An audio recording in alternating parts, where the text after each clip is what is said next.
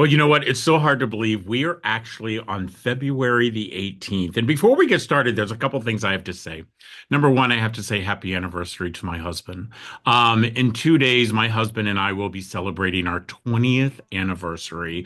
I'm so excited. We're actually leaving the kids at home and I'm taking my husband away for several days just to do what I've always done, which is to lift my husband up. I am the man I am today because he has allowed me to go on the path that I've been going down when it comes to not only my career when I was a banker, but my career. And as I say, I don't really have a job, I have a purpose. But as I move forward as a public speaker and doing this podcast, and also the fact that he is the most amazing father to our five children. So, Reese, happy anniversary. I love you to the moon and back. You know what? My next guest, I'm so excited about. First of all, I say it all the time. When you're a dad, it is probably the greatest gift in the world. So I get to experience so much, and especially being a dad of five kids. So my kids are all teenagers now, except for Maya, she's 20, and Alex is 24. But I really experience a lot of the fashion, the things that, I'm like, wow, I can't believe you're wearing that. And just the other day, my daughter came to me and she's like, Dad, I need a new pair of Crocs. And I was like, well, you don't really need, but she wants a new pair of Crocs. And that's what brings me to my next guest. It just so happens that my manager, Amy, was watching the Today Show, and so was I. And there was a young man on there. And this, oh my gosh, this is crazy. This guy has 3,600 pairs of Crocs, okay? And that's basically why he was on the Today Show. But what I was so excited about is that he actually grew up in foster care. And I think that, that we really should shine some light on that as well. But we are going to talk about the 3,600 Crocs because I want to know where the heck he stores them. Because take it from a guy who loves shoes, I don't even have a closet big enough. So my next guest, Doogie, I'd like to welcome you to Fostering Change. Hey, what's up, buddy? Let me tell you something, my friend.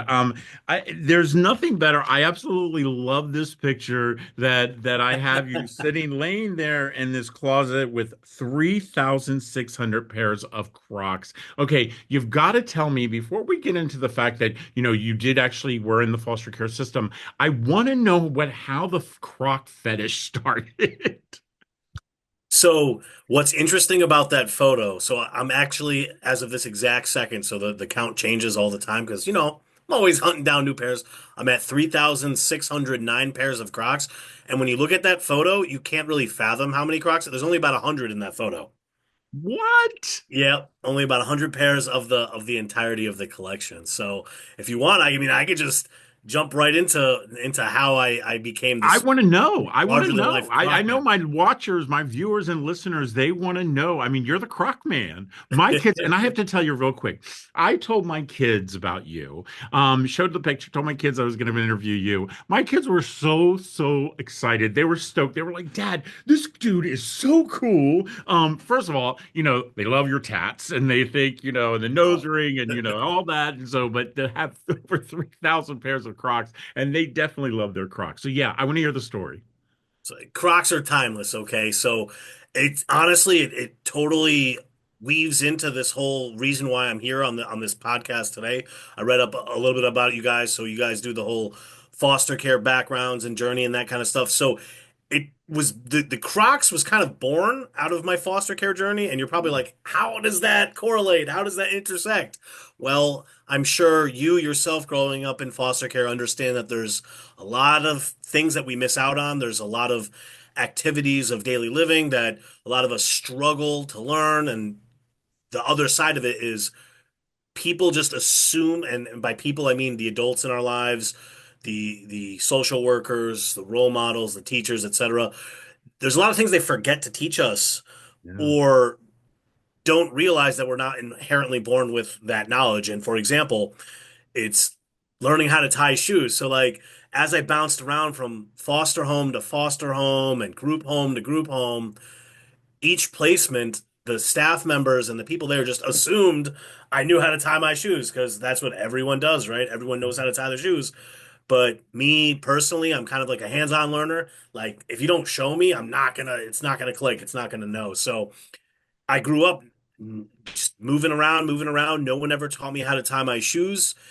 And eventually I got older. I'm in high school and I got away my whole life just wearing like slip-on shoes and Velcro shoes, light up shoes, things like that. And then when you're in high school, you start getting bullied and I was like, all right, I got to grow up a little, you know what I mean? So I was like, I got to figure something else out. I can't let the bullies win. So I just by happenstance one day I'm just walking around in my neighborhood and there's this old lady in her garden and she's gardening in these really awesome lavender Crocs and I was like those are so cool and I liked how the purple of the lavender popped against the garden and the flowers and it was like a nice springy kind of day and like she could have been wearing anything. She could have been wearing like Nike slides or something and I could be the Nike king, but But it no, was shit, Crocs. Crocs.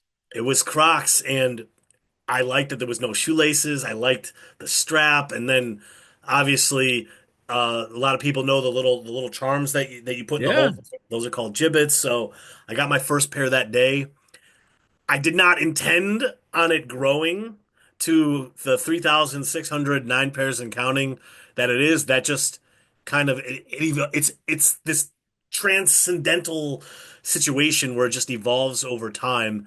And growing up in foster care, a lot of people understand that it kind of a bleak outlook, especially when you're in there at a young age. I was there from 5 to 16, age 5 to 16. So that's the majority of in Yeah. fact, it was my entire childhood because when I turned Your 16, I entire had childhood. signed myself out. So at that point, I was legally my own guardian. You know what I mean? So what did I do to keep myself motivated? That's what a lot of people ask me. How do you survive that? Well, I started writing down a list of goals and things I wanted to accomplish in life because I knew that bouncing around and not forming relationships or developing relationships with people it affects you. And I knew that that's not how I wanted to live my life. And how I relate it to common people who don't really understand.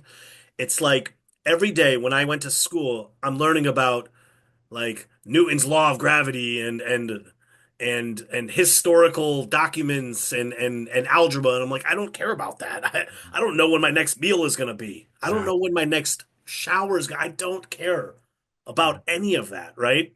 Yeah, And I mean I can relate to you. I mean, I lived the same life you did and for me, I I was in the system as my childhood and to age out of the system and literally not know if you're going to eat the next day. And I get that same question, where did I get my grit? And you are a different breed. You and I who have made it to the other side, that that doesn't happen. And we have one child every 2 minutes entering foster care, Doogie, 700 a day. We have 22,000 that are aging out just this year alone, and 70% of them will become homeless. And the fact that you made this list and started checking it off, I have to tell you something, and I've never shared this with our viewers as well. It was, I want to say I was probably 15 before I learned how to tie my shoes.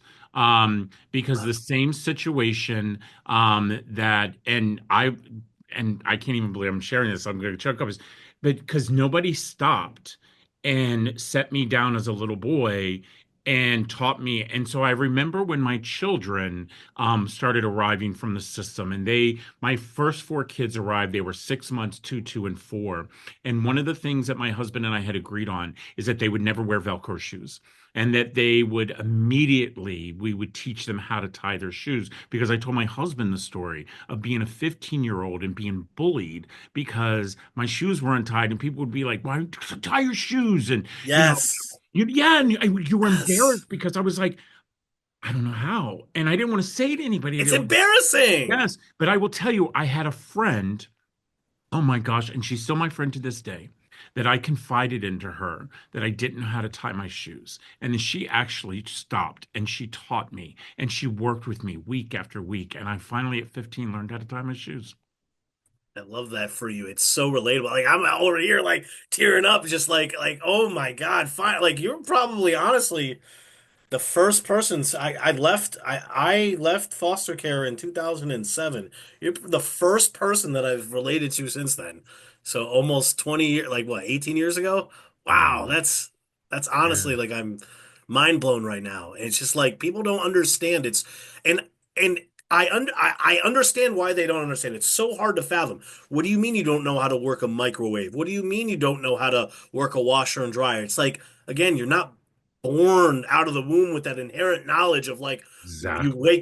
you just snap with the oh yeah, I know how to do this. You don't until the adult figures in your life show you Yeah. and And let me walk tell you you through something. it. The fact is that, for me, there wasn't YouTube to go, my my son the other day, he changed something on his car and I said, "How the hell did you learn how to do that?" He said, "Dad, I just YouTubed it." And they didn't have that back then. So when I actually met my husband 20 years ago, okay, my husband came into my house and he says, "Where do you do your laundry?" And I said, "I send it out." And he was like, "What?" And I was like, "I send it out." And I had to tell him, I was like, "I never learned how to do it." That's 20 years ago. And he actually taught me how to do laundry, even though I don't do laundry now, thanks to my husband. But you're right. People do not understand. We're not taught about credit scores. We're not taught about how to write a check. We're not taught about the fact of how to do laundry. We're not even taught about personal hygiene. I mean, that was something for me. I've had, I tell people all the time I have my teeth are beautiful, but my teeth cost me an arm and a leg because nobody bothered to, take me to the dentist or teach me, how important it was to floss and to brush. And, so yeah, you and I definitely can relate, my friend. But I don't have Every bit of 3,609 pair of Crocs. it. So I got to But ask you this. I got to ask you this question. What are you going to do with all those Crocs? honestly, I have so to me it's so fun and it's like this niche little thing where like there's 8.2 billion people on this planet right now and I don't care if it's weird to some people, but to be number one at something, it's just this cool cathartic and like I said earlier transcendental thing where just like I can't believe there was a point in my life where I lived on the streets and to survive I was eating out of dumpsters and garbage cans and had nothing to my name and now I have this exorbitant eccentric collection of these rubber shoes that have like once you talk to me and get to know me you understand that it's way deeper than just It's the way deeper Crocs than way 3,609 pairs of Crocs, my friend. It's way deeper. And the fact that what you just said about being number one, as kids from the system, we are always the last kid. We're the last kids that get picked on a team because we don't wear the same clothes. We're the last kids that get to sit with somebody, cool kids at the table because our clothes are different or maybe we might smell. And I can relate, being homeless and, having to wait for all the kids to leave the cafeteria so I could dig through the trash to gather as much food as I could because I didn't know if I'd eat that night, and then trying to find an abandoned building to sleep in that night. And even though people knew about it, nobody did anything and nobody said anything. The system is a system that makes money on the backs of children and fails us. And when you can't even teach a child how to tie their shoes, right there you can say, what are we really supposed to do? I'm going to tell you, I think you need a Croc museum. I think that, somebody out there needs to donate a building for you. Or if Croc itself should be supporting you. Are they sponsoring you at all? they just watch from the sidelines let me do my thing and I'm just honestly whether they send me stuff or they some every now and then they'll send me like a box of some Crocs but I'm I'm a solo dolo kind of guy, just doing my I thing, you know. love it. I love it. Doogie, I got to ask, what do you do for a living? This is the kicker. I actually went to school for social work and became a social worker. Yeah, like full circle. I work for the system now. It's like that. You know the old adage, like if you can't beat them, join them. That's exactly what I did. Let And me tell you something. So I don't know, and you probably do know this, but the statistics of people who become social workers are the majority of people who were in the system, and knowing that only 3% of kids in foster care actually get a 4-year degree. So the fact that not only did you check yourself out at 16, you then you're homeless, you then put yourself through school. Now you're a social worker and you're back helping kids that were just like you. And it's just it's this full circle like journey, realized, actualized, and it like everything is so intertwined. It's like I used to hate my backstory. Obviously, growing up, it wasn't fun. Living through it isn't the fun part. The fun part now is I do go around do motivational speaking, and I Good. speak to the children now, and I go around to schools all across the state, talking about my path, my journey, and now that is me seeing all that trauma just repurposed, replanted, and reborn into this big, beautiful garden that I've been watering that I didn't know I was watering as a No, kid, all surviving because of the through it. lady who was working in her garden with her lavender Crocs. Bless her heart. I mean, people don't realize it's just the smallest things that can turn our lives into a totally different direction. Because, 80% of our death row inmates were actually in the system. So, the fact that, you're sitting where you're sitting today, I'm telling you something. I'm very lucky. I get to interview some very, very amazing people. I've interviewed celebrities and I've been able to be on TV and all that. I have not, I'm telling you, you are my favorite interview. You are, Get out of and I'll tell you, here. my producers can tell you that doesn't come out of my mouth, because like I said, this is my sixth season of doing Fostering Change, and I have never met somebody that I am just so intrigued with, and that I mean, that I could actually say you're actually my hero. I That mean, come you on. are the fact that I love, and it's not just because you have 3,609 pair of Crocs, but it's the fact that you have taken hardest situation ever, and I've been there, and you've done exactly what I tell people to do. Don't blame the system, start changing the system. And you've decided that, you know what, I'm going to go in there and change it. Listen, everybody, I'm telling you right now, you can actually follow my friend Doogie on Hard Croc Life for me on TikTok, on Instagram. Go over to Doogie Lish. And right now, as a matter of fact, I am going right now on Instagram. I want you all to do this. We're gonna go over there. I'm gonna give him a follow, because definitely this is. I mean, you're amazing, my friend. You're absolutely amazing. So it's Hey, Doogie. listen, you need your flowers too. I mean, I read up the blurbs and things I read up about you. That's what inspired me to be here today. I mean, like even before obviously coming on here, I did my little background research and the thing that's like it just struck all the chords in my heart like playing it like a harp was the bags. When I kept reading when you were talking about the bags and the initiative to get rid of the bags, I'm like that just I had this overwhelming sense of, oh my God, somebody understands. Because that's what my life was. I lived out of garbage bags Out of a garbage bag. forever.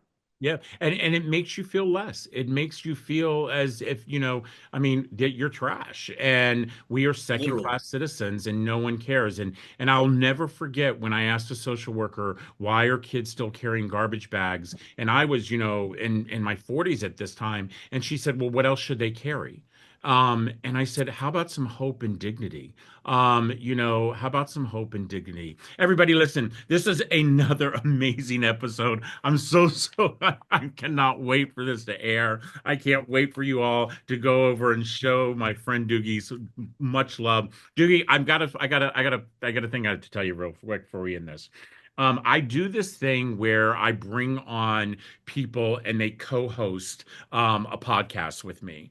And I want you to come on and co-host a podcast with me. So my producer is going to be reaching out to you Yes. because you and we're going to figure out what the topic is. We're going to figure out who the guest is going to be. But you and I are going to co-host an episode of Fostering Change because I'm going to tell you something.